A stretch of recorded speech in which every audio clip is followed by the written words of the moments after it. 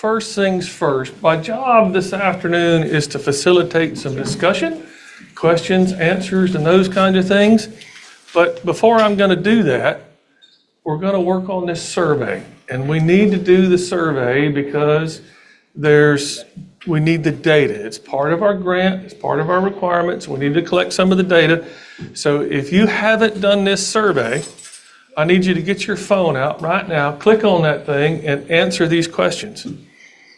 Or at the very least, I will fill out the survey for all of you, and then I will distribute your email address to some kind of institution that will sell your email address in perpetuity.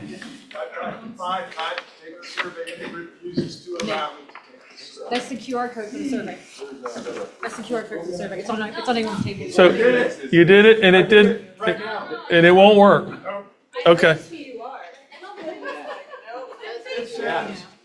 Deborah, one survey per company, right? I promise I did. One survey per company? I think you Okay. said it that way in the meeting. Just that Did you change it? Vote early, vote In often. the meeting, you said it where I thought it was one per company. Okay. Did we unfix that? Okay. Oh, one person did once. Okay. For those of you who are on Zoom, look in the chat. The QR code should be in the chat. You should be able to click on the QR code and do the survey. I know that it takes a few minutes. I appreciate you guys doing it, but it's important that we do. We want the data. Data is king. And if you don't believe me, ask the USDA. That's the whole challenge we have is lack of data. It's a grant deliverable. We have to report it, otherwise no funding next time. That's correct. It's requirement for the grant that we have, and we said we would do it, so we're going to do it. So if you haven't done it, please do so now.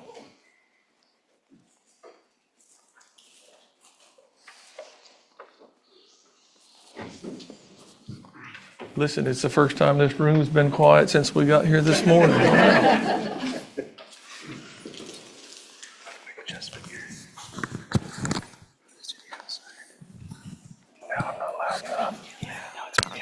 Just me being picky.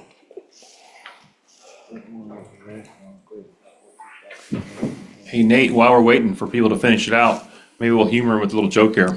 Go ahead. Do you know the difference between ignorance and apathy? Do I know the difference Ignorance between and ignorance and apathy. apathy? No, tell me. I don't know and I don't care.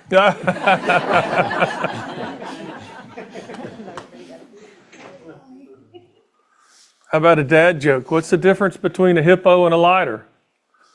One's really heavy and one's a little lighter. I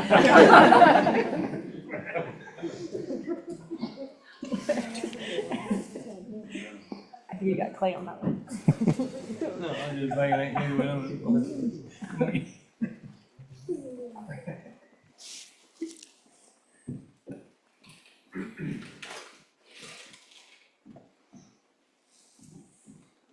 Oh, I remember. That was the tour guy in Korea at the conference. So he took the microphone at the bus during the conference, the citrus conference. He says, what do academics, teachers, professors, what snack do they eat when they get hungry? Academia nuts.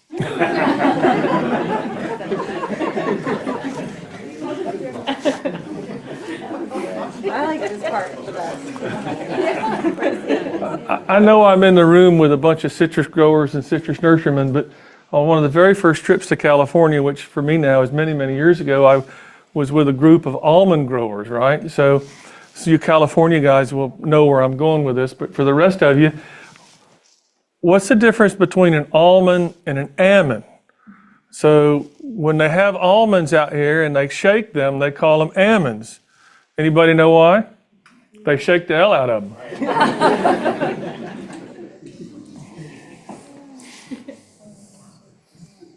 That dates me. I think that goes way back to like 2002 or 2003 or something.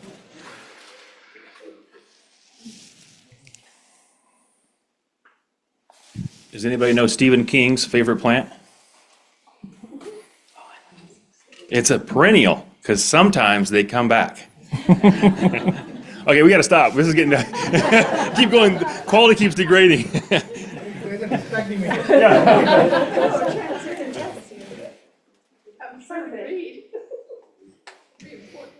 Get all wrong answers.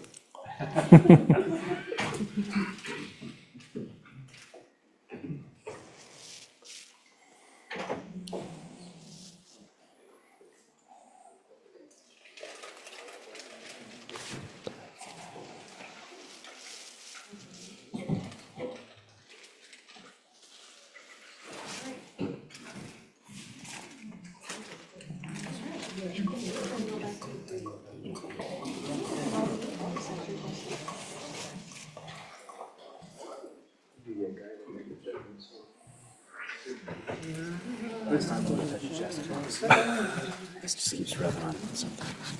Oh, is it? Yeah, I think it's just part of here. Oh, here. That could be it too. That's kind of it.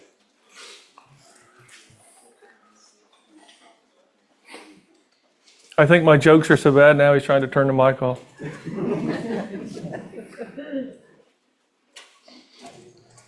All right, I'm gonna give you all a couple more minutes and then we're gonna move forward with discussion.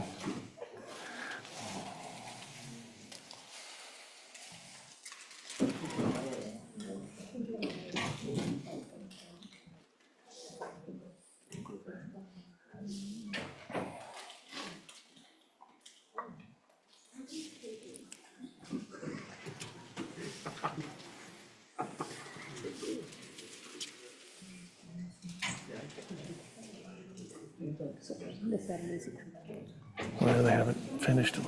Yeah, yeah.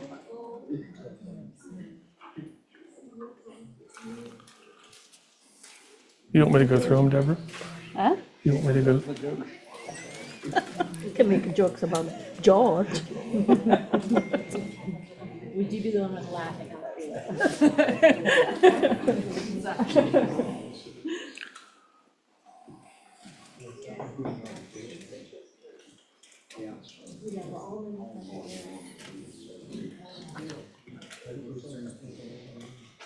Do, do, do, do.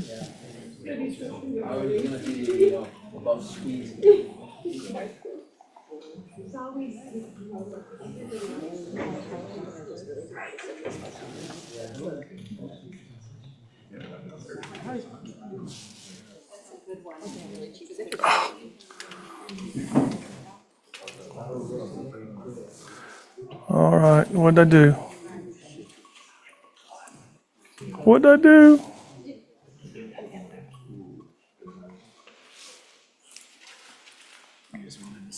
I do not like the touchpad on this thing. I know, it's really sensitive. We can use the mouse here too. It's very sensitive. So I think we shut down.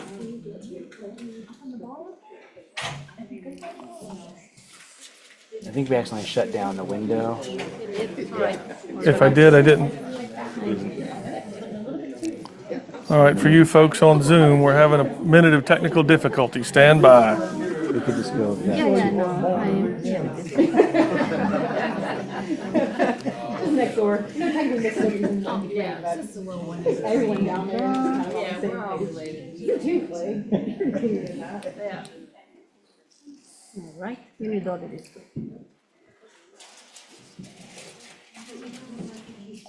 You want me to go through these one by one? No, whatever you want. Okay. And tell them to skip all the writing one, just do the Okay. multiple choice. Okay. Oh, they're coming in now. Yeah, now they're 17. See, Okay. there were 9, so. Yeah, now we're getting there. No, good. All right. Don't know if you need this, but. Okay. Then if you're okay, Deborah, I'm not going to run through them.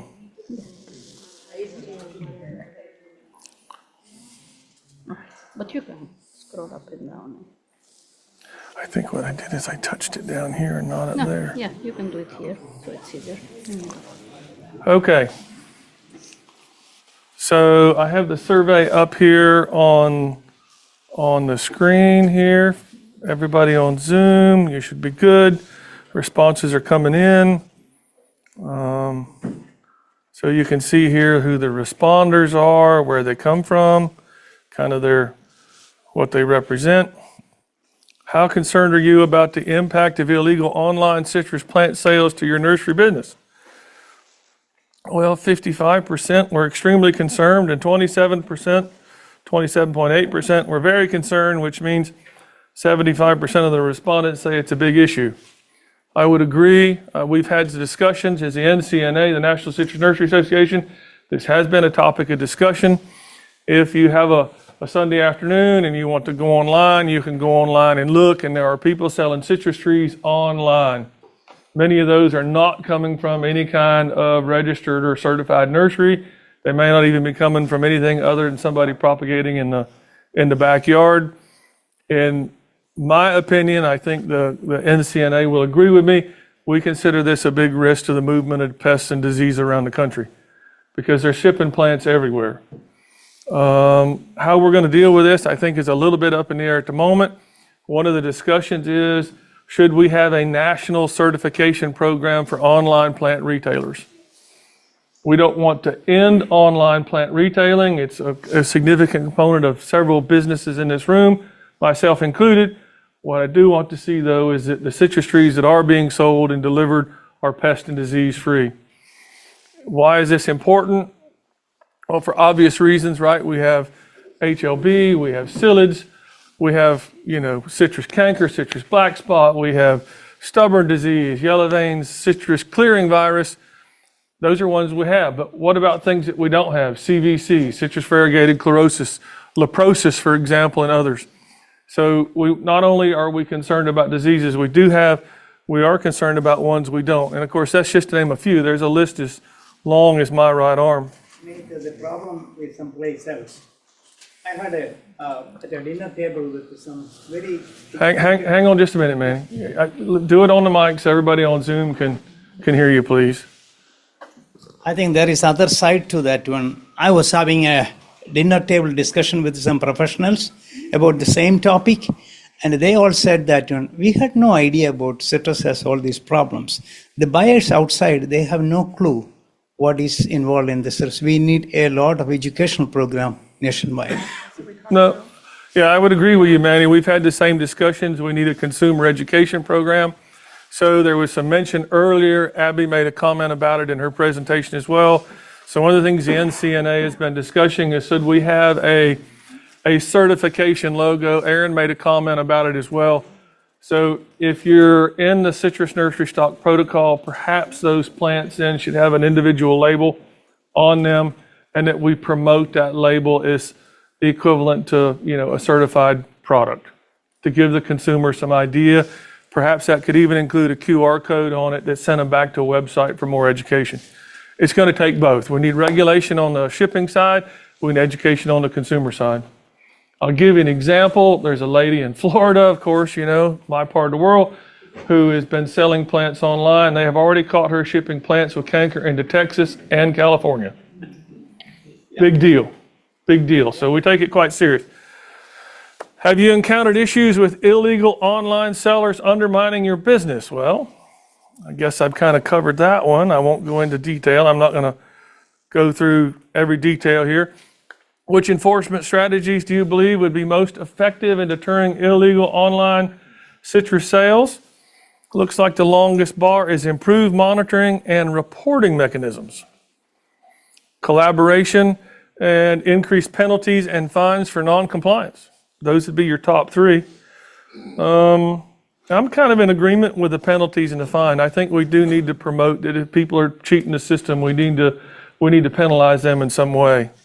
How that would work and what that would be, I don't have a vision for it. It will take us to continue to work with our USDA partners and our regulators to try to get that done. But it is kind of a big lift if you think about it. Again, we're talking about a national program again, which is no easy task. Would you support the development of a certification and labeling program for online sales? 84% said yes. So overwhelming response there. How important do you believe a nationally recognized logo or branding program is for certified citrus plants sold online?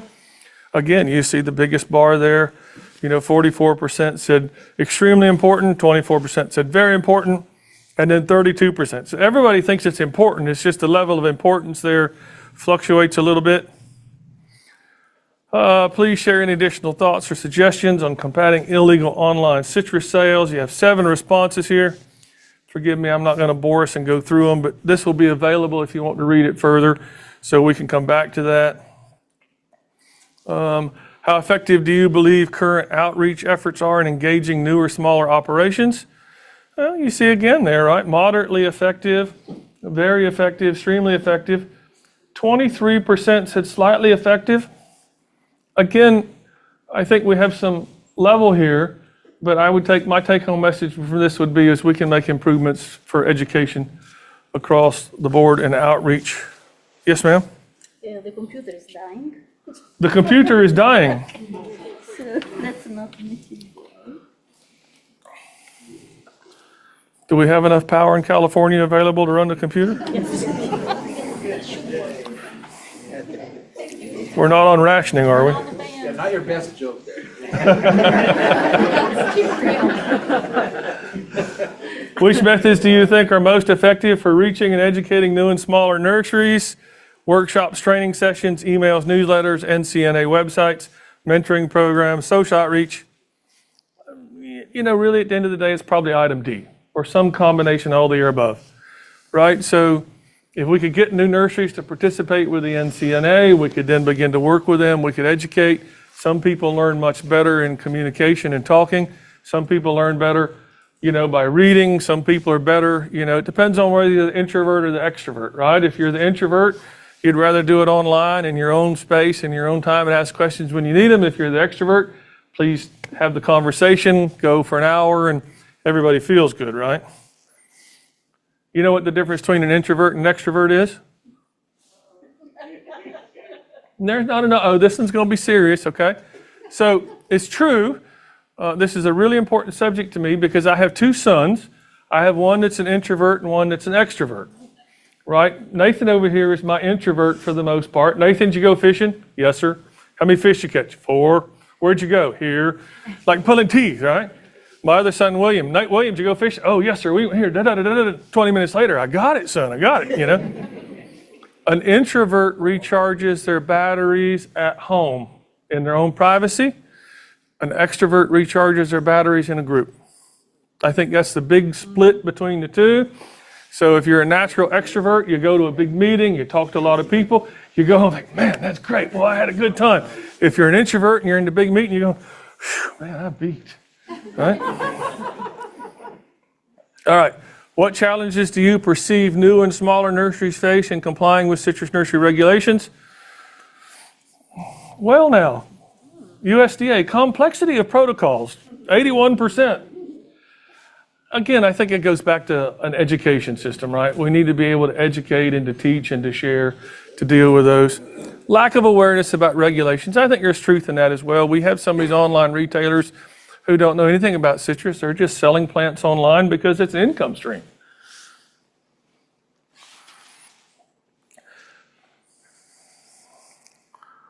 Would you be interested in participating in mentorship or knowledge sharing programs to support new or smaller nurseries? I think yes as a mentor, yes as a mentee, right, as a maybe.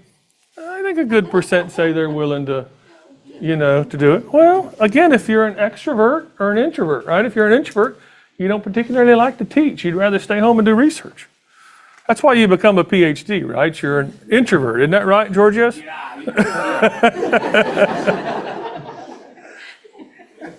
Please provide suggestions. I'm not going to get into all the suggestions. How well informed do you feel about emerging pests and pathogens affecting the industry? Let me roll this up a little better where everybody can see it. All right. So 1 would be not informed, 5 would be extremely informed. You can see, you know, most people think that they're pretty well aware in this room, right? But in this room represents the people who are here to do better, who want to do better, who want to make improvements, who are studying, who are planning. It's the people not in the room that we've got to reach out and figure out some way to work with, I think. Emerging pests or diseases are you most concerned about? HLB and ACP, look at that. Top two on the list for very good reason. No doubt about it. 800-pound gorilla in the room. If you don't think HLB is a problem, come to Florida, spend 2 days with me, you can go home crying. It's bad. It's really, really bad. That said, it's not the only disease that can be really, really bad. And every disease has an economic impact. Every disease, every insect, every disease costs something. None of them make you better. Do you believe that current protocols under the CNCP adequately address emerging issues? Anyway, you can see the responses there. 28 now, thank you. How important it is to adapt protocols to be more flexible in addressing new pests. You know, I mean, most people you see, 37.9% say it's very important, and 37.9% say it's very important. So you're looking at 80% of the respondents. Nobody said it wasn't important. What changes or adaptations would you like to see in the citrus nursery stock protocols? I'm going to not get too deep into that. APHIS certified greenhouse ready. Would you be interested in providing feedback on proposed changes? 75% say yes, and 10% say maybe. That would be an overwhelming yes. We want to continue to participate in the process with our USDA partners. Additional thoughts, right? Updates here.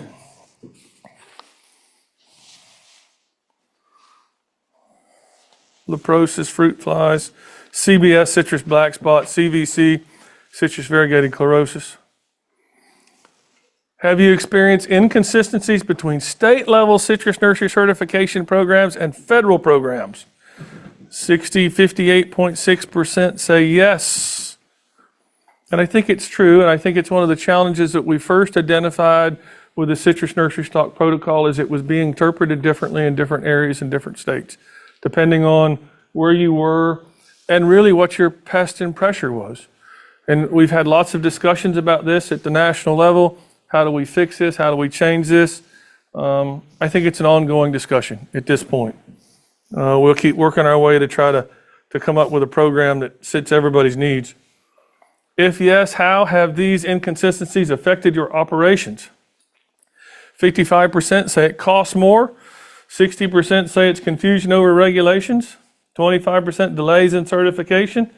And 35% limited interstate movement. So an effect on everyone at some level. Depends on where you were and where you are in the process, most likely, based on the inconsistencies we were just discussing. How important is it to harmonize state and federal certification programs to reduce compliance burdens? Again, you see very important or extremely important the majority of the thing. It's one of the challenges we have. I know for a fact that several of you in this room, just like me, spend an awful lot of time dealing with regulatory compliance.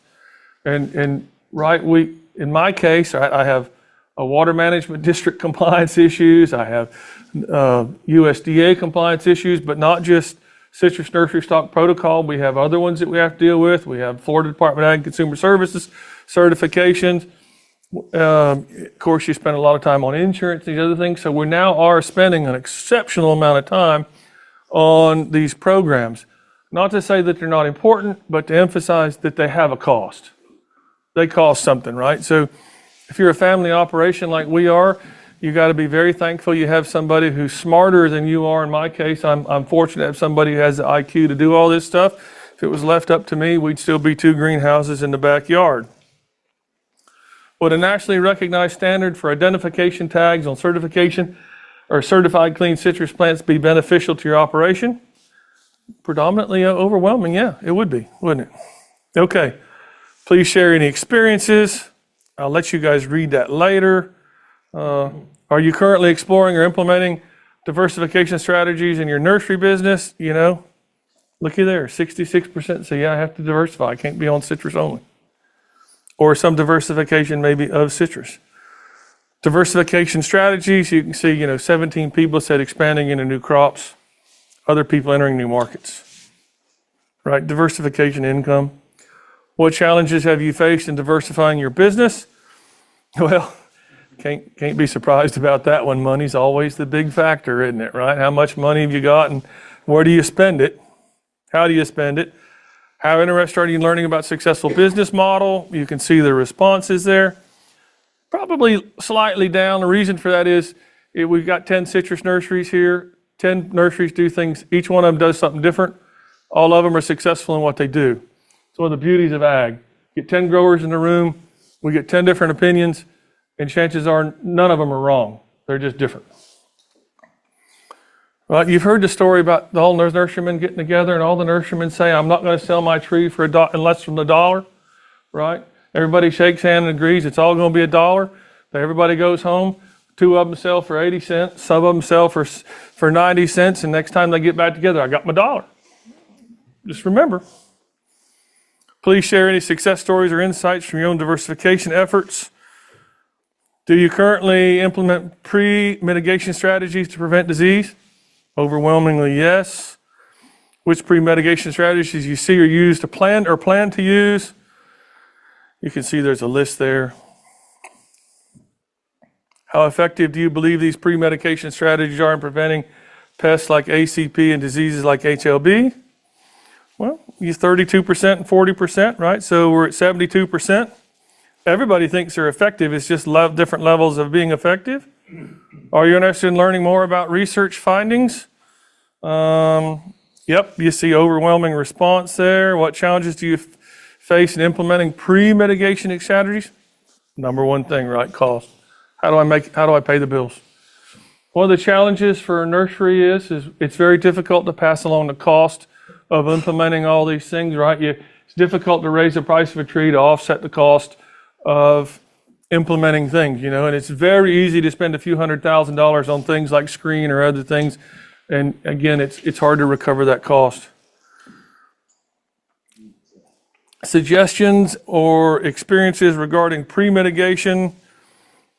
As a government lab, we can test plants appropriate, spare screens, okay? Have you experienced a disease breach in your operation? 68% no, 28% yes, and somebody prefers not to say. I don't blame them. I'm surprised 68% of you said no. No, I'm kidding, of course. I'm making that up. If yes, how was the recertification process handled? Overwhelmingly underwent inspections and testing for recertification. Immediate certification with no path to recertification. I certainly understand that challenge. It's one of the things we're trying to address. Those would be the two biggies: face challenge and understanding the requirements. Successfully recertified after meeting conditions and other. Do you feel that the current USDA recertification policies after a breach are clear and fair? Moving on. How important is it to have science-based recertification protocols that allow for evidence-based reinstatement of operations? Well, you see the two responses there between the 45 and the 37%. I think everybody's in agreement on that, and in fairness to the USDA, I think they're in agreement with that too. The challenge is how do we find those and implement those and put them together. And that's part of the goal we're trying to do, is find a system that meets the needs of both parties. We have to have something that keeps us going and financially solvent. They have a goal they have to meet too. What changes or improvements would you suggest for post-breach recertification? I don't even want to open that door. I'm going to move on. Are you interested in advocating for changes in recertification protocols to emphasize science-based decision-making? Well, you see the overwhelming responses. Yeah, we as a group are interested in science-based protocols. Do you currently collaborate with other nurseries or associations in disease management? Large percentage says yes, right. And it's a village. In a lot of ways, being in the citrus nursery village business is like being in a village. We have a lot of input from a lot of sources coming in. We work with Budwood regulatory programs, state regulatory, federal regulatory programs, as you guys know. Which collaborative efforts are you involved in or interested in? State and citrus nursery associations, joint research projects, information and resource sharing, industry and government partnerships. Again, indication that many of us are involved in lots of different things going on. How effective do you find these collaborative efforts? 8% said extremely effective, 39% very, and 47% said moderate. Again, I think it represents the frustration that we have in working with the regulatory agencies.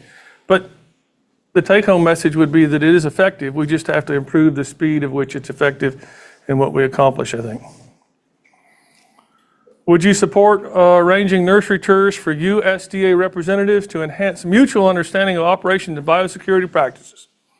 88.5% said yes. Right? Please share any suggestions for strengthening collaboration and partnerships with industry and regulatory bodies. You see the comment there. Are you familiar with probability-based approaches like the diffusion model? That's a good number. I'm surprised that 60% said yes. Well done, Tom. You're welcome. Tom Delfino, sitting back here in the room, started the original discussion about the diffusion model, which has led to the discussion that you saw online earlier today about trying to come up with a mathematical model to represent the probability of a breach. And Tom really, gets credit for that. This man's sitting in the back of the room, and he does this thing purely out of the joy of his heart and his love for the industry. So God bless him. And not only that, historically, many contributions. Yeah, many contributions, not just one of many for sure. Thank you, Tom. Do you believe that integrating advanced technologies, real-time insect monitoring like FarmSense, Flight Sensor, can enhance pest monitoring and risk assessment in nurseries? 66% say yes, 30% approximately say unsure. Very few people said no. So that means that we are interested in adopting and implementing new technologies in industry. That's well done. How interested are you in participating in research initiatives to validate these models?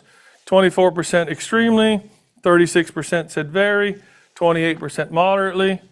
Again, high numbers of willingness to participate to move forward to develop and implement new technologies. Again, it says that the citrus nursery industry at a national level is interested in making improvements and advances in doing technologies. Well done. Really well done, because we could have this same conversation with other groups of ag groups, and the predominant of that would be no. What benefits do you see in adopting probability-based models, advanced monitoring techniques, etc.? You can see the pretty well everybody agrees that it would make an improvement, I think. What challenges might you face in implementing these approaches? Well, number one, right, cost of technology to adopt, right? Again, it costs something to implement these technologies and to train staff. Hard to put a recovery price on the investment for us in the nursery business. We can't just raise the price because we need to raise the price. It doesn't work that way. We're in a market-driven system.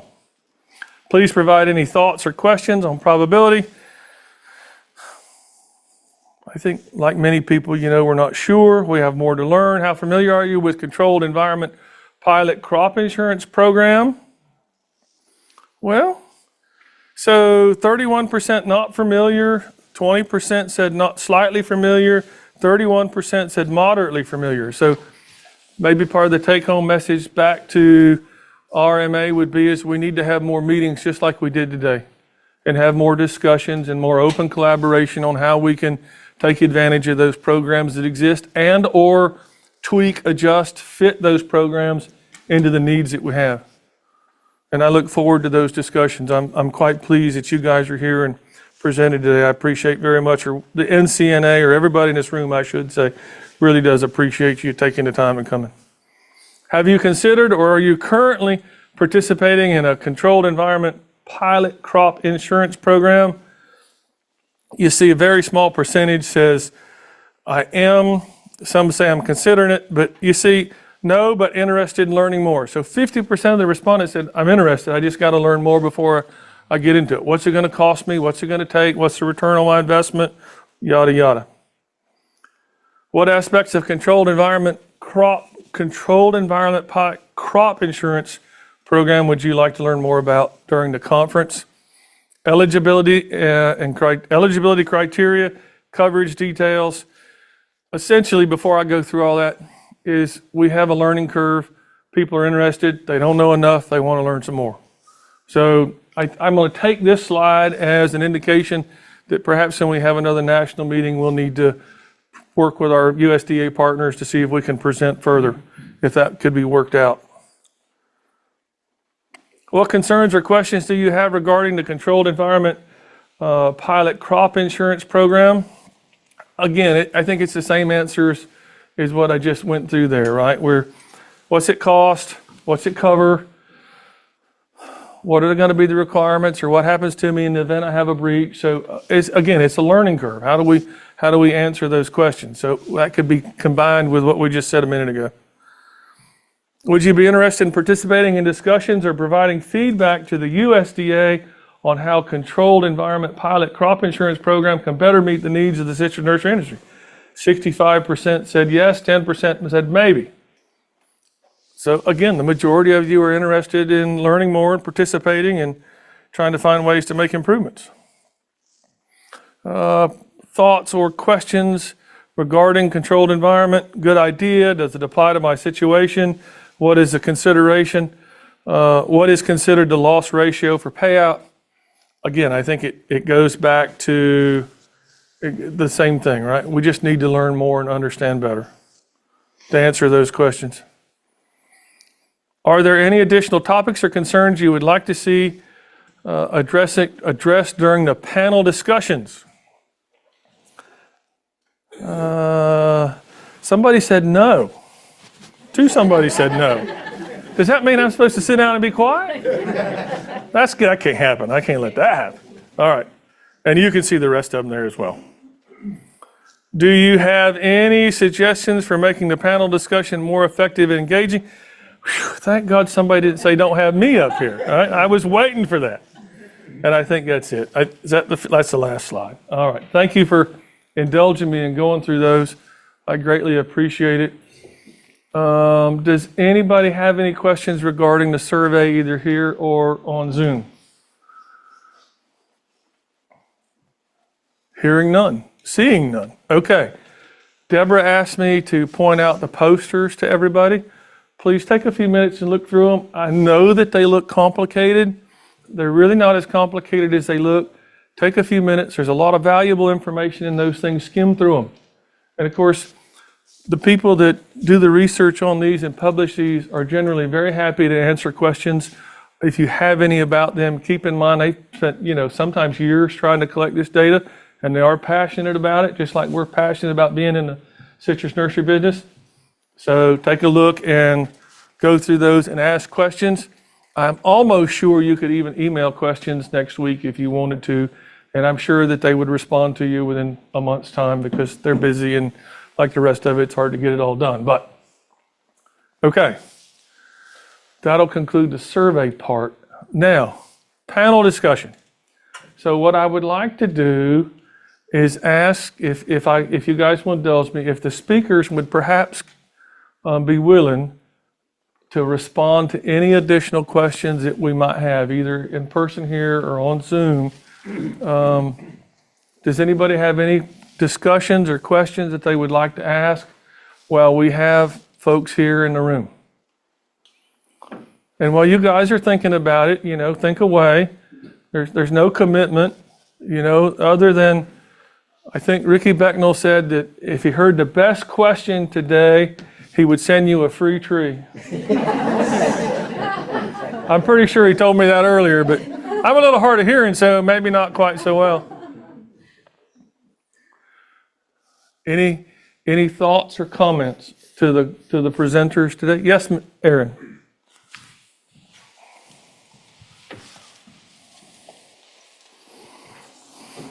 So the comment I would have is something that was mentioned in the survey, and Georgia's talked about this a little bit during our Clean Plant Network discussions this year. And he mentioned earlier part of the protocol was written a long time ago when we didn't know. So one of the key components of the protocol talks about not having extraneous plant material inside your citrus facilities. And there are other things that we grow at the nursery that don't spread disease that affect citrus. And I'll give you a scenario. We have 2 locations. One of them is in an area where we have all our screen houses. It's in a valley. It gets very cold, very cold. We grow avocados. So we grow that at another facility because the climate's better. But the water's terrible. And we lease that facility. So our choice is to put in like an RO system, some way to treat water, but we don't own it. So like there's not a guarantee we'll be able to get that investment back. If I could put those, so now I've dedicated all this space to these citrus houses. If we're able to put avocados inside that house, that would solve a huge growing challenge for me. I think other people are in areas where the citrus nursery business is maybe not as economically viable as it used to be because growers are not planting trees or there's less economic opportunity. So if you have a crop like blueberries or olives, you've dedicated all this space to your controlled citrus structure. Your choice is either to take it like out of the program, and grow something else in it, or you're stuck with this space that you've invested all this money into. So, I don't know that we have the data or anything to sort of back that up, but I do think this is a concept that would be good to explore to try to help nurseries to stay economically viable. Can you separate your greenhouse out Yeah, but why? so that you can grow your 2 plants? But why? Why do we need to go to that step? So like some of this protocol is from like lab. These are lab protocols, right? What's the horticultural, what's the scientific reasoning that would require us to put up a wall? Well, I'm just thinking of in the case of a breach. I'll come get you, Leah. 1 second. Yeah, hang on just a minute. Sorry, Nate. Nope, I'm in the way.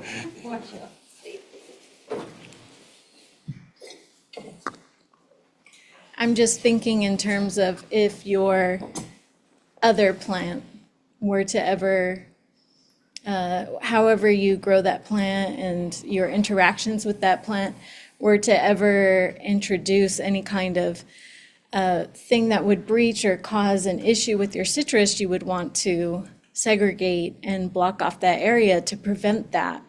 I'm just thinking of the immediate. I know you're thinking of, let's change the protocol so that we can have, a free reign of the facility that's an exclusion facility. And I see what you're getting at, but in the immediate, why not put up a drop cloth or a plastic sheeting or something that could, like in the instance where with Michael, when he wants to expand his screen house, he has to do some things to put sheeting up in order to work simultaneously while having his screen house be in operation, something like that. Just an idea, just questions. Thanks, Leah. If I may, so, no, I have a mic. I don't have to wait. I'm special. Let me ask the question then. Is the USDA telling me today, as a guy in Florida, that if I hang a sheet of plastic in my greenhouse, I have segmentation? No, I don't work in policy or operation management. Just an idea to an idea. I appreciate what you said, and thank you for your response. Don't take my response as anything other than friendly banter. But this has Right back at you. This has been an issue in Florida, and it's one of the challenges we've had. So we've been down some paths where we said if you segmented the greenhouse, we would be able to deal with an issue or a disease. And the challenge has become the idea of segmentation. So I think what we get into is one person's vision of segmentation is not the same as another person's vision of segmentation. And I think in Florida, segmentation for us would mean a solid sealed wall and a door and an air curtain. Yeah, sure. Leo has a great example of what kinds of segmentations give way to different kinds of breaches. He made a presentation to us just this year. I think he wants to speak. Voluntold. I don't really want to talk too much about specifics, but I think the reality is that whatever happened in the past is the past, right? So you have a group here that's willing to work with you. So whatever your situation might be, Aaron, or whatever, bring it up to us so that we can hear about it. Go through your inspector, the officer, if you can. But if you're not getting anywhere, just go up the chain, right? So eventually we want to be able to make that choice as to whether or not it still fits, right? And we're working on making the protocol reflect that. So we can't do that without hearing from you, right? And Leah is on the ground, so she can only act on what we tell her to do. And so until we hear about it, we can't ask her to do something different, right? So that's what I'll say. Well, thank you, Leo. But see, the challenge is, let's look at it from a grower perspective. Let's say I have citrus here and I have avocados here.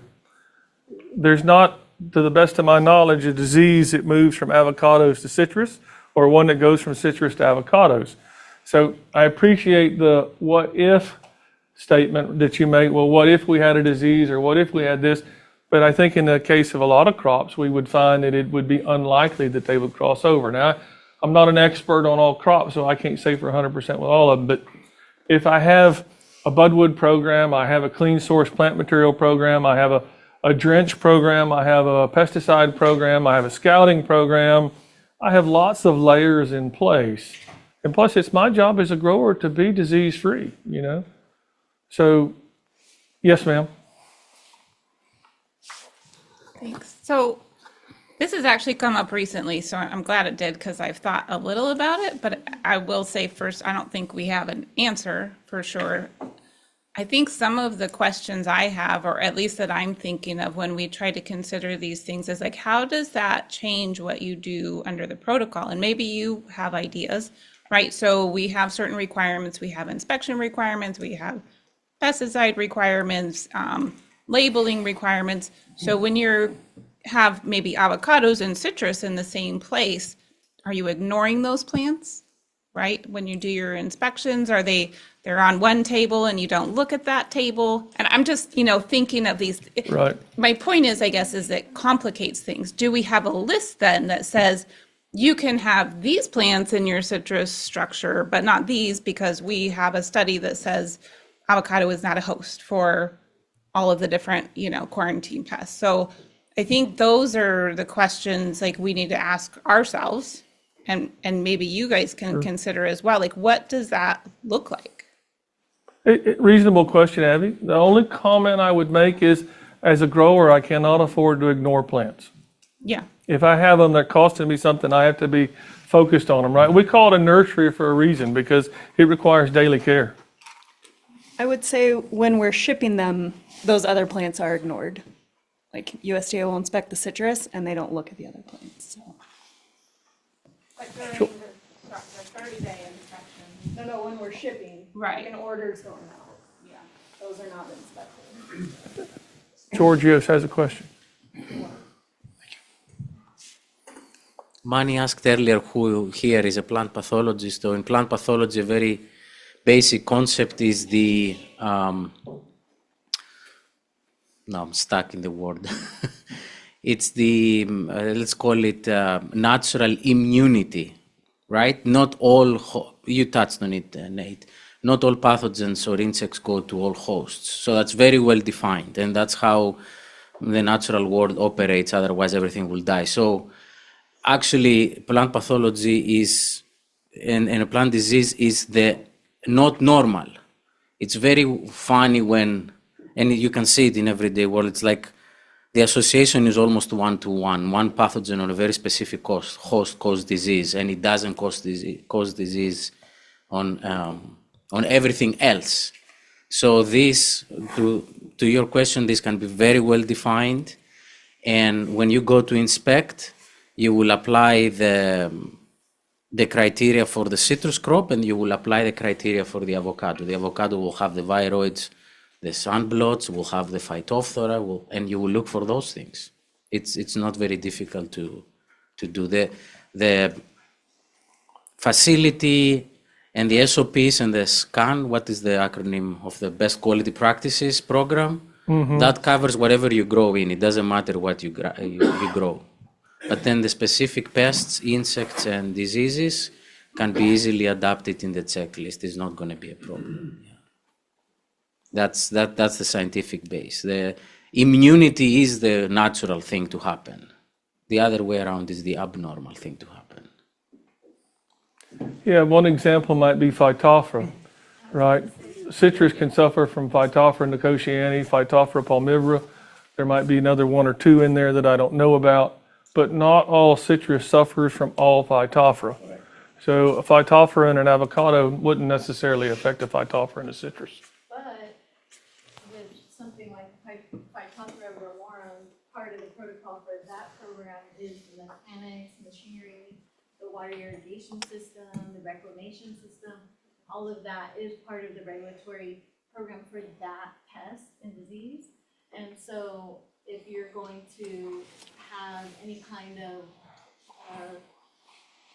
Sorry, I gave the microphone too soon. Sorry, man. We'll give it right back to you.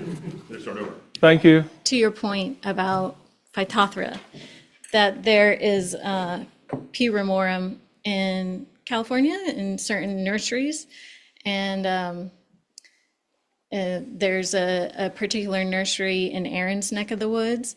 And so if by chance he were to grow in combination a host of PRAM and next to his citrus, the citrus could be implicated because part of the protocol for PRAM is the mechanical things that are used, any kind of trailers, irrigation systems, water reclamation systems, anything that comes in touch with what could be a carrier for that disease would need to be looked into. It could bust open a screen house in order to, mitigate that and make it work. And so that could affect the citrus that are growing within. And it's an argument for a separation wall. That's it.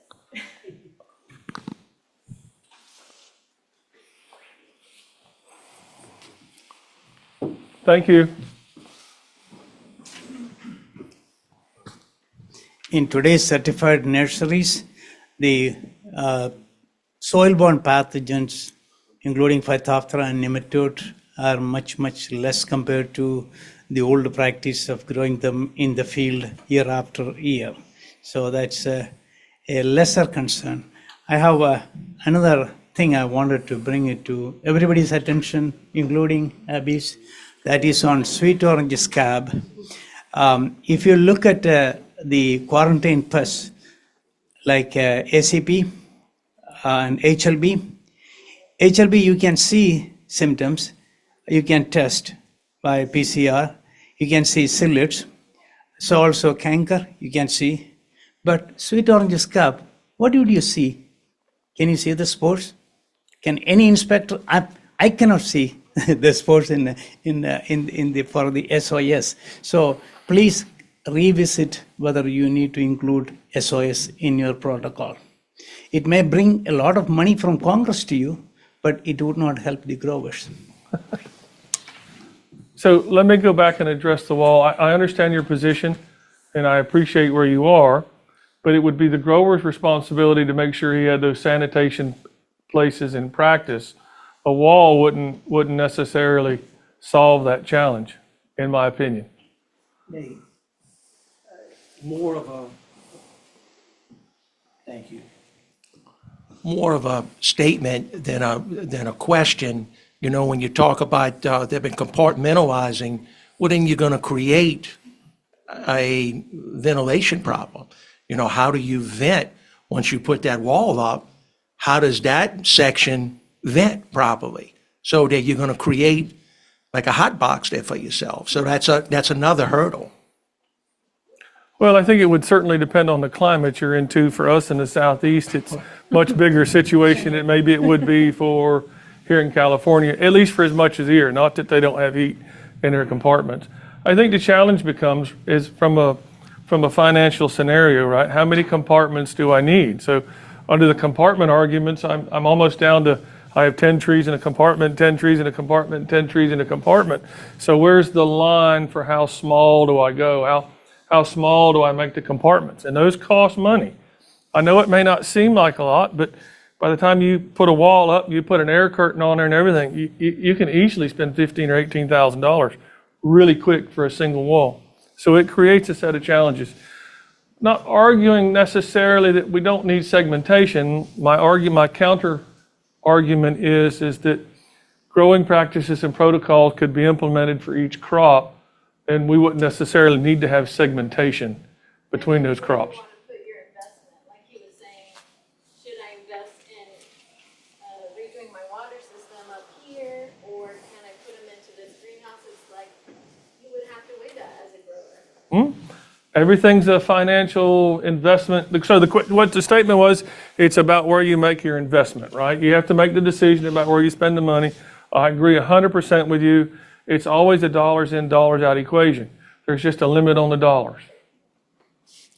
We've already spent millions. A certified nursery today, I don't believe you could get into a certified nursery. I don't believe you could start a certified nursery today with any quantity of plants and not spend between $500,000 and $1 million. And it's hard to get that investment back, right? That's the challenge. That's part of what we're trying to do is find the balance. Yeah, go ahead, Tom. Let me expand on your complaints about cost. With respect to regulators, I know we want them to be thinking about the benefit, in this case, the incremental reduction in risk per amount of cost.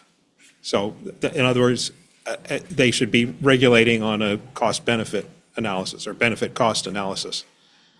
And the emphasis should be on those costs that produce the most risk reduction, and the requirements that cost a lot and don't produce much risk reduction, maybe those should be left out. I think one of the challenges that we're facing as citrus nursery growers with the amount of investment and regulation we have is trying to recover the cost. So we're quite sensitive to it. We spent a lot of money, millions of dollars. In my case, I'm at millions of dollars invested, and I'm still trying to, recover from that cost. And that's the big challenge. I will say, as a nurseryman, I believe we need a program. We need to be sure we're disease-free. I'm not trying to argue against that in any way, shape, or form. I am trying to say, let me find the right way to do it, and not just ifs and maybes. I need to work through what can. That's the reason we're engaging with the USDA, is to try to find those answers that meets USDA's needs and keeps us economically viable. Another struggle that we have, picture when you're with the box chains and you gotta give your pricing sometimes 12 and 18 months, and they say, look, that's your price, that you're not gonna be able to go up, and then That's right. Abby and them implement something that's gonna cost us money, and we kinda SOL, it's very tough. Yeah, so for maybe part of understanding, so what Ricky's talking about, this happens with both if you retail citrus or if you contract grow citrus for a grower. So we are currently pricing trees for 2026. My 2025 income is now fixed, it's done. So for me to recover costs, I have to be able to balance that. In the case of the grower, I have to stay competitive with my tree price, or he goes to the other nursery down the road and buys the tree for 50 cents cheaper, even a quarter cheaper, believe it or not. Growers can be quite fussy about that. In the case of the big box change, it's the same thing. We're setting a price way out, so we've already set the price for this coming spring. I can't change that, it's fixed.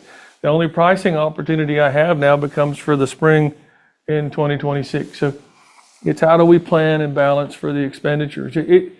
I know it might seem like that there's lots of cash, and there is, right? It's coming in this side, it's going right out this side. My nursery friends will appreciate it. A nursery is a cash cow. It lives on cash flow, and it just consumes it. I was having a conversation with a nursery grower friend of mine the other day. Payroll's $100,000 a week. $100,000 a week. Put a dent in that, right? I mean, that's part of what we're fighting is I'm on my soapbox a little bit, so I'll preach for just a minute and I'll quit my preaching, right? If you're a big nursery and you're on H-2A, you have to deal with the adverse wage rate, right? So the adverse wage rate is set by the federal government. Tell me what the adverse wage rate is for next year. I don't know. We're not there yet. Or if it's come out in the last couple of days, I haven't seen it. So I don't even know what the labor cost is next year because that's an unknown for me. Pricing structure, again, we're setting it way out in the future. Now, put on the input coming inside. If the Trump administration does what it says, the cost of materials that I bring in by container just went up 15 or 18%, depending on what they do for administration. Now I have to absorb that cost into something I've already set the price for that's going out in the next year, right? So my margin at each end just keeps going click, click, click, click, click, click, click, click, click. You know, and we're down to these tight little margins. Anyway, it's a frustration that we have. That's not the USDA's fault that we are financially where we are, but it's part of the reality of the world that we have to live in. So that's why we're always trying to find a balancing act of where do we make the investment, as you're suggesting, and what's the good reason for making the investment. I don't need, if you can just repeat my question. To Ricky's comment, what are some examples of changes we've made that have impacted you? Okay, so here, Michael, if you would, take Abby the mic. If you don't mind, Abby, please, so the people online can hear the question. I'm getting my steps in now. My question was for Ricky's comment that, you know, we make changes that can affect your bottom line. Can you give some examples of some of those changes that we, at least at APHIS, you know, like what's under our control, have made in the last recent years that have impacted you? You want me to answer that? Yeah, no, she's asking you, but I'll be glad to answer it. Open to everybody. Well, maybe we can double tag her. No, Abby doesn't deserve that. You know, so Miss Abby, like if we change like the drenching program, that's going to cost them money. If you're asking us, hey, if you can cover the benches with insect screen, or if we're thinking about doing it up on the top of the structures, that's money, you know. And yes, we're going to do it that are going to protect our livelihood, but it costs. And once again, we've already turned in and submitted our pricing, so we're going to absorb that cost until like a year from now, for sure. You know, so anything that is new that is going to cost, the nurseries is going to eat that, you know. Abby, I'll give you an example. Let's say I have a breach and I lose my certification on a small breach. That's an example of the rule within the USDA system that just costs a lot of money. If I have infected plant material, you won't hear a word out of me. I accept my fate. But if I don't have infected plant material, I have a whole nother problem. So I'll give you an example. I have a contract with Home Depot, and I'm supposed to deliver, pick a number, 100,000 units to Home Depot. And my contract is to deliver those units to Home Depot. I know it doesn't seem normal to you guys, but we might move 100,000 units in 10 days. That's my window. I missed my 10 days. I lost my contract with HD. Next year also. I'm done. Oh, sorry, we don't need you. You didn't fulfill the contract. We'll go somewhere else and get it. So that's one of the reasons we're trying to find a path to recovery. I am not arguing to send plants there, but if I lose that contract, it's not just next year's income I'm out, it's many years, because chain stores, the big chain stores are not forgiving. That's not in their nature. Second chances aren't something they are too hyped up on. So that would be an example of a challenge. Now, I'm not saying that in the event of a breach, Abby, we don't need to do something. That's not what I'm saying either. I'm saying that if we have a breach, again, let's find a path to recovery, that's my term for it, to make sure that they're not diseased and we can move forward.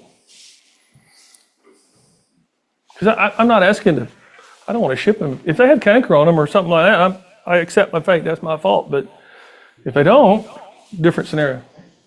Again, I said earlier, SANC is kind of focused on the crop, where part of the citrus nursery stock protocol is focused on the structure. And so how can I put some more emphasis on the crop back into the system? Because the breach makes kind of an assumption, in my opinion. Leah? You keep saying that the citrus nursery stock protocol is focused on the structure, at least in part. Hey, Leo. Sorry.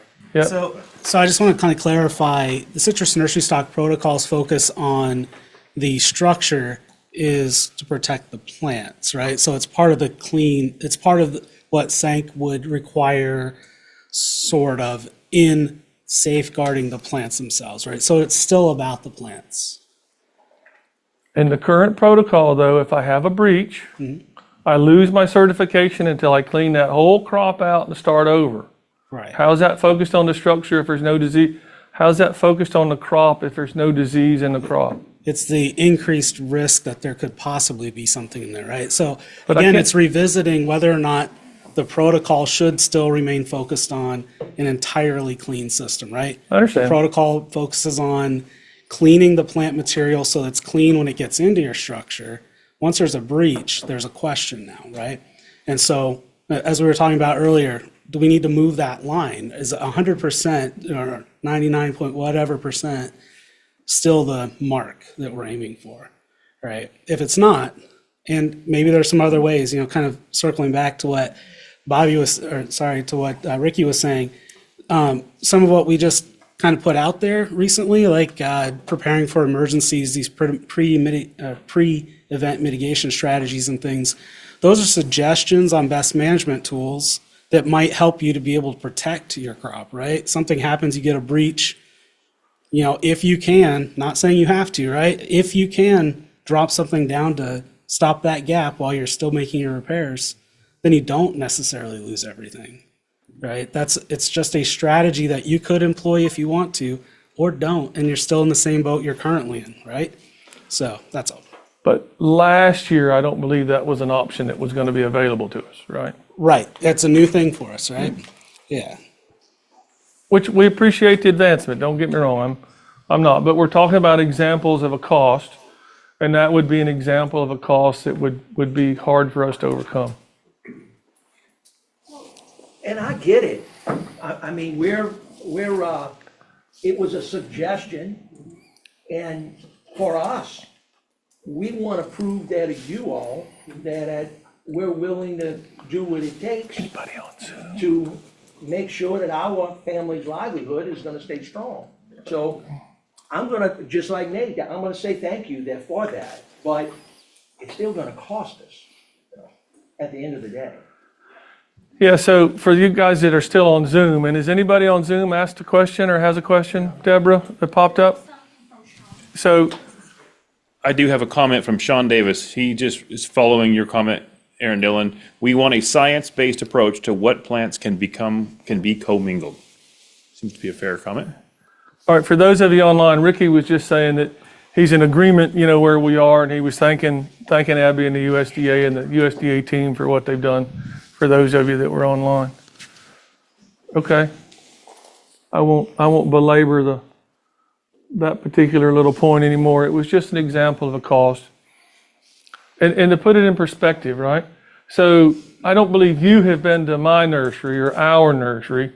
In my particular case, I have 8 compartments. I have 8 individual compartments. They're all interconnected. But 8 compartments with commercial trees still has 40,000 units in there. If you said those 40,000 units were worth, for easy math, $10 a piece, that's $400,000. It's hard to take $400,000 out of your income stream and not be affected by it. That's one of the challenges, right? So that's one of the rubs for us. And it's not just $40,000, because if I lost the trees and I couldn't sell them or deliver them to customer, I lost that income. And now I have to go take more money out of my pocket and replace that crop at the additional expense because I didn't have that income. So now I'm spending more money to put another 40,000 units in. So my $400,000 can easily turn into $800,000 pretty quick without an income stream because I didn't have the income and potentially the lost customer. That's what we're trying to avoid without shipping a disease plant. Because again, we're saying we need a program. We want a program. We just don't want to go out of business with it. Right? All right, it's after 5 o'clock. Anybody, I feel the need to bring this maybe a bit to a close because Ricky's going to buy us all dinner this evening. He's just such a generous man. I was going to give away the free tree. Ricky's right. I will buy everybody dinner. We're going to need to find like a Circle K or something then. Dollar General. Dollar General, that's right. All right, and bringing this full circle, do we have any more questions or comments? Anything else we'd like to say tonight? There is a comment from Bill Murphy. Oh, okay. He wants to talk to Jericho. On Zoom?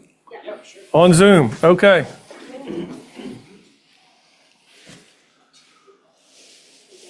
Okay. How do I, oh, there we go. We're going to get him. Can you hear me? Yes. Somebody's got a mic. Tell him yes. Yes, Yes, we Billy, can hear I you. can hear you. Go ahead. First, I'd just like to apologize for not being there in person, but we are still in demo stage. So I am living the bad side of the protocol right now in our nursery. But Abby, I'd also like to say I appreciate you and your team and the RMA team. I know you've all been working on this, and you were scheduled to be at my nursery on September 26th, which was the day Hurricane Helene hit. So we didn't get to meet. One thing I'd like to bring up is, last year we were breached pretty significantly by Hurricane Idalia, and we put in quarantine. And we were told by USDA we were given 3 options. One was to destroy everything and start over, which we were almost at capacity, so that would have put us out of business. It also, the second option wasn't possible because we were told we could put it all to one side, compartmentalize with a wall, or we could build a new greenhouse and start over with new plant material. If any of those options, if we had done any of those options, we would be back in quarantine this year because of Helene with a new crop and a lot more debt.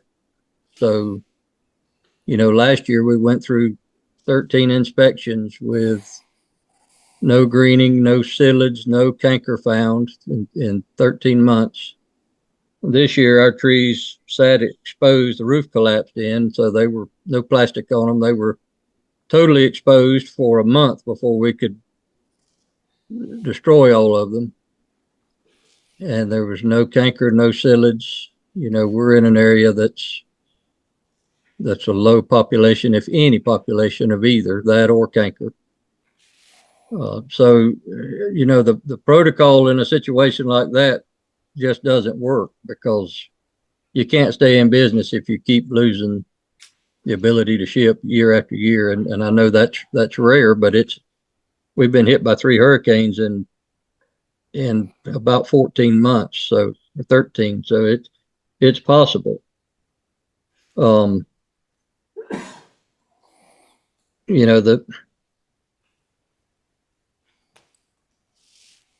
I do believe in the imidacloprid and some of the systemic treatments for exposures. I believe they will help.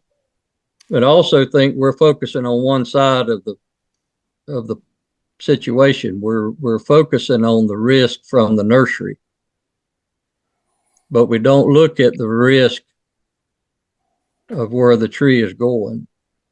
So if I'm shipping a tree to a homeowner in Michigan, even if it has canker or greening, it's not putting Michigan citrus industry at risk. We already can't ship to the states that produce citrus. So I think we need to look at our risk on the nursery side, but we also need to factor in the risk of where the trees are going before we, just have a totally kill-all approach to it. Because we're looking at rebuilding now and going to give it one more go. But if we get hit again, that's probably going to be it. So we really need, and I know you're working on it. I know it, we've met it with this before, but we really need some answers, on this as soon as we can get them, because the whole state of Florida was at risk this year with the hurricanes that have come through. So, but I do appreciate your diligence in it and working with us and being at the meetings. And I wish I could have been there with y'all. Yeah, thanks, Billy. We were really sad when we had to leave early and then worrying about what would happen to your facility, with the next hurricane. It seems like it's been one thing after another for you, especially, and for Florida. I think your situation really was a big spur to get us thinking about different things. And I will say, we had been investigating a different option for you. I won't go into the details about it because we couldn't implement it. We were waiting for, some permissions and some other conversations to be had with another state. And then you got hit again. So we agree I think there are different solutions, like sending a plant that maybe was exposed, but you didn't have a detection and you did inspections for, this many inspections over this many months or whatever it is. Those are the kinds of things, we're trying to figure out. Like maybe the risk is higher, but maybe the risk of that pest being established somewhere in, Montana or something is pretty low, right? So, again, I think we feel for what you've been through, and I wish we could have had a solution earlier, but I hope that we'll have a solution, by the time you can reset. So. Thank you. Thank you.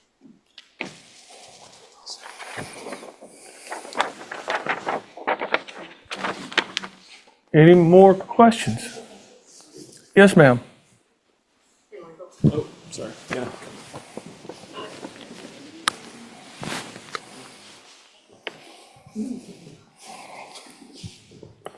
Deanna Van Claveren with Generation Growers out of Modesto, California.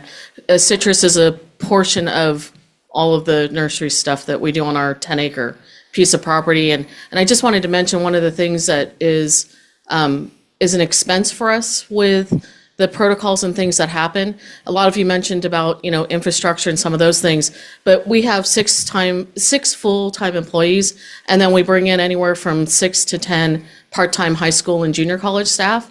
And when we've had issues that have happened with where we've had to be inspected or some of those things, and things have changed, the cost of our staffing has been really tough on us.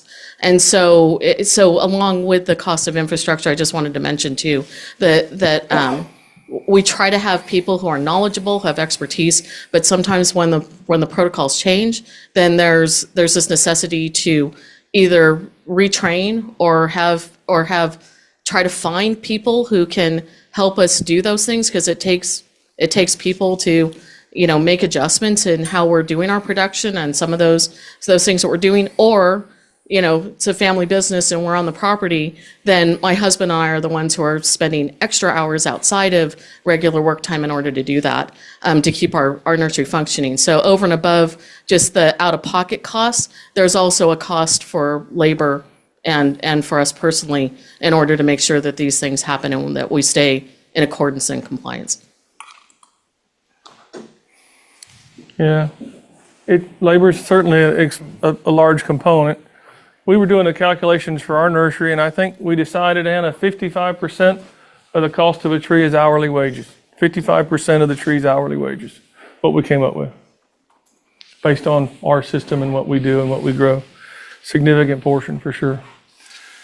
Any other questions or comments?